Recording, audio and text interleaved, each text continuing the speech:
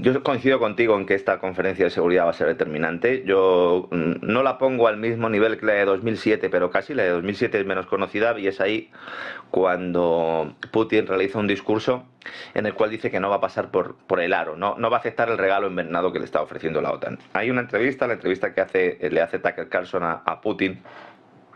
Bueno, entrevista, es Putin hablando todo el rato, porque la verdad es que Tucker ahí apenas pregunta.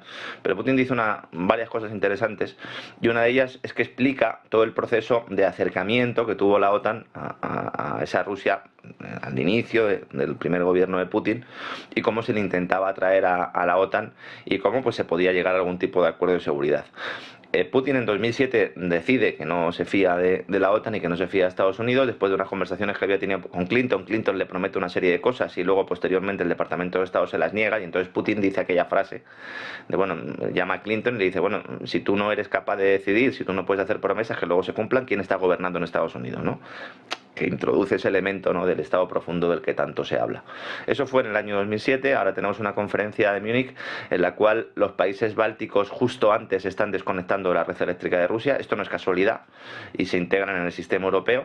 Yo llevo mucho tiempo planteando que los países bálticos van a sustituir a Ucrania en esa labor de, como decía la Fundación RAND, ¿no?, la corporación RAND, de ese asedio o estresar, decían ellos que había que estresar a Rusia en la zona del Báltico, y todos estos movimientos van un poco en esta línea, tanto el tema de las redes eléctricas como la confiscación de petroleros que se va a articular, seguramente pues, violando también el derecho internacional, y la Comisión Europea está ahora mismo evaluando los servicios jurídicos cómo pueden facultar a los países bálticos para que hagan una especie de policía petrolera en todas esas aguas, y que puedan incluso expropiarse barcos rusos.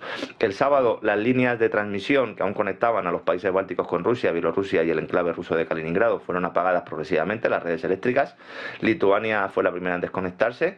Además lo han hecho de una manera muy propagandística, ¿no? Lo han hecho como si estuvieran casi celebrando la Nochevieja, con un reloj gigante de 9 metros en el centro de Vilna, y se celebraban esa desconexión. Luego Letonia hizo lo mismo, y finalmente Estonia. Ursula von der Leyen ha estado este fin de semana con los presidentes de Polonia, con los estados bálticos, en esa ceremonia en Vilna para conmemorar el momento, ¿no? Hay que decir que en los últimos años se han desmontado unas 16 líneas eléctricas que conectaban a los bálticos con Rusia y Bielorrusia, y se han creado nuevas infraestructuras para integrarlos con el resto de la Unión Europea, incluyendo interconexiones submarinas en el mar Báltico.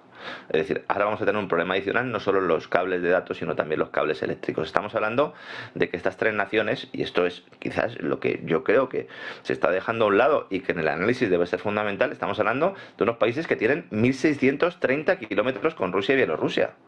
Entonces, utilizarlas de ariete, yo entiendo que a la OTAN pues, le pueda venir bien, o desde Washington, que se ven las cosas desde muy lejos, incluso desde Bruselas.